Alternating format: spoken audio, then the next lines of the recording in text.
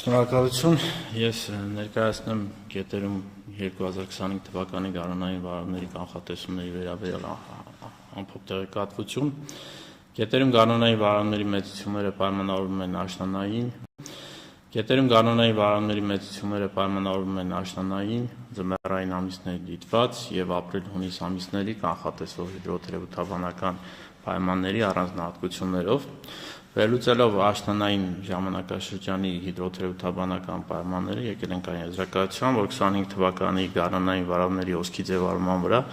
դրանք հիմնականում կունենան դրական ազդեցություն, քանի որ սեպտեմբեր-հոկտեմբեր ամիսներին տեղումները եղել են նորմայից բարձր, միայն նոյեմբեր ամսին է, որ տեղումները եղել են նորմայից ցածր։ Ձմեռային ժամանակաշրջանում դիտված հիդրոթերապևտաբանական պայմանները 2025 թվականի գարնանային վարումների հոսքի ձևավորման վրա կունենան բացասական ազդեցություն, քանի որ համաձայն դիտարկումների տվյալների 2024-25 թվականի ձմռան տեղումների միջին քանակը Հայաստանում կազմել է 55 մմ, որը նորմայի ընդամենը 49%-ն է, եւ 24-25 թվականի ձմեռը դարձել է ամենաչորը մեր հիդրոթերապևտաբանական դիտարկումների պատմության ընթացքում սկսած 1935 թվականից։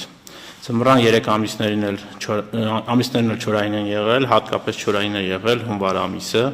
երբ ամսական տեղումները կազմել են նորմայի ընդամենը 18%-ը։ Այն երկրորդ չոր հունվարն էր հիդրոթերապևտաբանական դիտարկումների պատմության ընթացքում 1999 թվականից հետո։ Դեկտեմբերին եւ փետրվարին ամսական տեղումների քանակը կազմել է նորմայի համապատասխանաբար 45 եւ 79%-ը, մի շարք կայաններում 30-ից 40 օր անընդմեջ ընդհանրապես տեղումներ չեն գրանցվել։ 2025 թվականի մարտի 25-ի դրությամբ հանրապետությունում ծնածածկույթ առկա է եղել միայն 1800 մետրից բարձր շրջաններում, բացառությամբ Լոռի Տավուշի առանձին վերջին պրոցեսներով պայմանավորված առանձին շրջաններում, Արագած բարձր լեռնային կայանում, որը 3229 մետր բարձրության վրա, ծնածածկույթը կազմել է 168 սանտիմետր, ինչը 40-ից 50 սանտիմետրով ցածր է անցյալ տարվա ցուցանիշից եւ կազմել է նորմայի 76%-ը։ Գետավազաներում կուտակված ջրապաշարները վարավների ժամանակաշրջան ընթացնելով կարող ենք ասել, որ կուտակված ջրապաշարները վարավների ժամանակաշրջանում կձևավորեն նորմայից բացասական շեղումով հոսքի ծավալներ։ Ինչ վերաբերում է ապրիլ-հունիս ամիսների կանխատեսումներին, ապա դրանք կանխատեսվում են ջերմաստիճան նորմայից բարձր, տեղումների քանակը ապրիլ-մայիս ամիսներին նորմայի մոտ, իսկ հունիսին նորմայից պակաս, ինչի մասին առավել մանրամասն պարոն Սուրենյանը կներկայացնի։ Արդյունքում ընդհանրացնելով դիտված եւ կանխատեսվող հիդրոթերապևտաբանական պայմանները, եկել ենք այն եզրակացության, որ 2025 թվականի գարնանային վարումների հոսքի ծավալները հանրապետությունում կանխատեսվում է նորմայի 50-ից 90%-ի սահմաններում, առավելագույն ելքերի անցումները կանխատեսվում են մայիսի առաջին եւ երկրորդ տասնօրյակներում, ջերմաստիճանների կտրուկ բարձրացման եւ հորդառատ անձրևների դեպքում գետերի մերձափնյա տարածությունների համար հնարավոր են ջրածածկումներ, որոնց վերաբերյալ առավել հստակ կանխատեսումներ հնարավոր է տալ միայն 3-ից 4 օր առաջ, երբ հստակ կանխատեսվում են մոտեցող տաք օդային ալիքները եւ ինտենսիվ անձրևները։ Հիմք ընդունելով եղանակի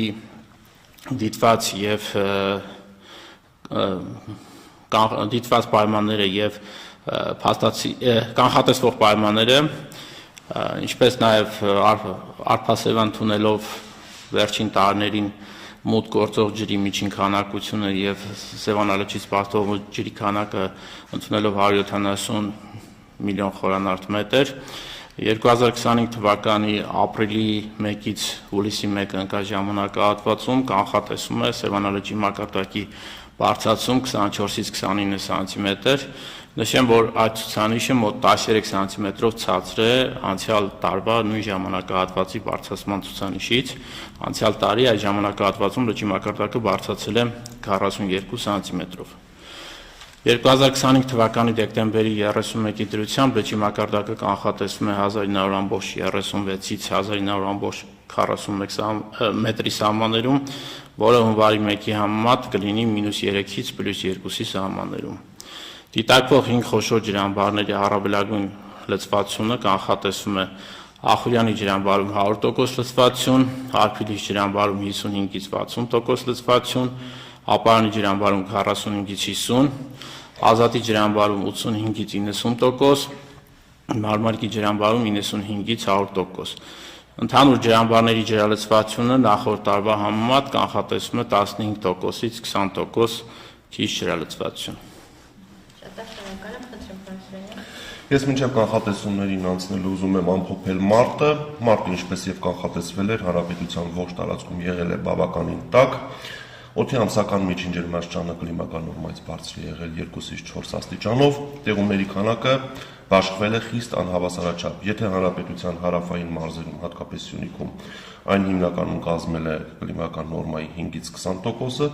ապա կենտրոնական շրջաններում այն եղել է կլիմական նորմայի մոտ, իսկ հյուսիսային առանձին շրջաններում նույնիսկ նորմայից ավել։ Հիմնականում մարտին մեր երկրում գերակշռել են հարավային տաքոթային հոսանքները, բացառություն է կազմում մարտի 20-ից 22 ընկած ժամանակահատվածը եւ Սիբիրից ցուրտ օդի ներհոսքով պայմանավորված, հատկապես հանրապետության հյուսիսային երկու մարզում Լոռիում, Տավուշում դիտվեցին ձյանառատ տեղումներ, ձևավորվեց ծնածածկույթ Լոռիում մինչև 30 սանտիմետր բարձրությամբ։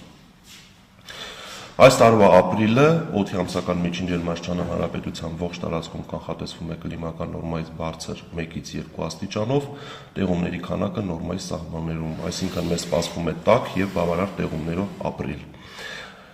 Հիմնականում ապրիլ ամսին գերակշռելու են հարավային պրոցեսները, այսինքն արևադարձային լայնություններից ներթափանցող պրոցեսները,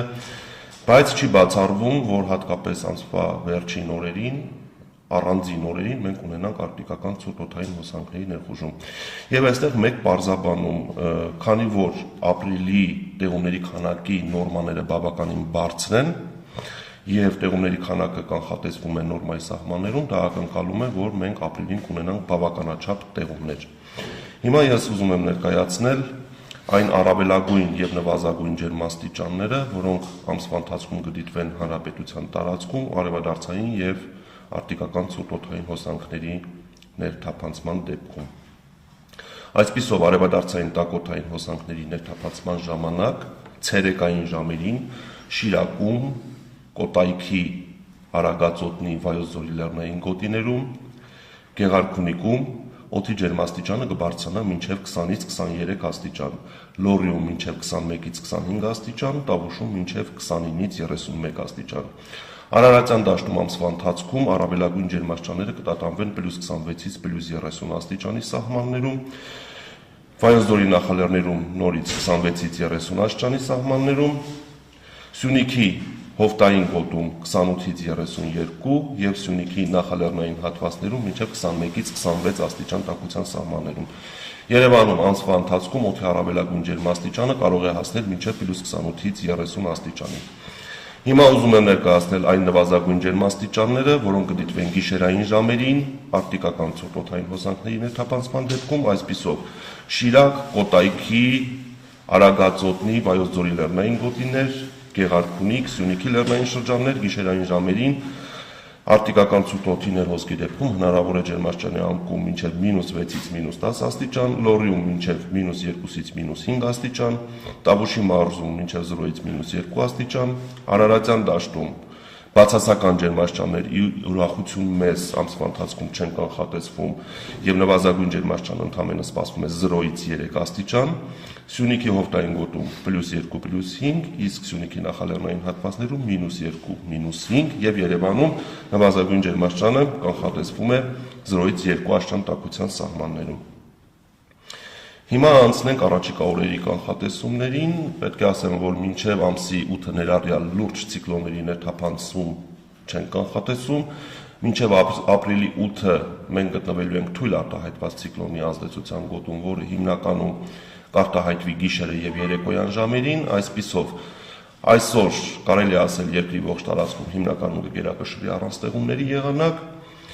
5-ից 8 ընկած ժամանակահատվածում, հատկապես երեկոյան ժամերին եւ գիշերը Հայաստանի առանձին հատվածներում սպասվում են ամպրոպային բնույթի կարճատև անձրևներ, Եվ միայն 9-ից ցիկլոնային process-ները կսկսեն զարգանալ, մեր երկիրը կգտնվի միջերկրական ծովի շրջաններից ներթափանցող միջին ուժգնության ցիկլոնի ազդեցության գոտում, եւ 9-ից 13 հնկած ժամանակահատվածում արդեն երկրի ողջ տարածքում ժամանակ առ ժամանակ կդիտվեն անձրևներ, առանձին հատվածներում ամպրոպներ։ Եվ ամենակարևորը, որ առաջիկա 10 օրերին մենք հյուսիսային լայնություններից ցուրտ օդային հոսանքների ներթափանցում չենք սպասում։ Ճիշտ է, մենք ունենանք ցիկլոններ, բայց այդ ցիկլոնները լինելու են հարավ-արևմուտքից, միջերկրական ծովի շրջաներից եւ մեր տարածաշրջան տեղափոխելու են խոնավ արևադարձային տաք օդ, այսինքն դա նշանակում է, որ օդի ջերմաստիճանի անկում առաջիկա 10 օրերին հանրապետության տարածքում առանձնապես չի կանխատեսվում, որը շատ ուրախալի է, որովհետեւ օր-օրի փոքրանում է ցրտահարության ռիսկը հանրապետության նախալեռնային եւ հովտային գոտիներում եւ այս պահի վերլուծությունների արդյունքում այս պահի գնահատմամբ կարծում ենք, որ հանրապետության հովտային եւ նախալեռնային հատվածներում այս տարի ցրտահարության դեպքեր ի ուրախություն մեծ չենք ունենալու։ Շատ մեծ շնորհակալ եմ։ Պարոն Ազիզյան, դուք նշեցիք այն տարածքները, որտեղ ծնածածկույթ է ձևավորվել առկա է։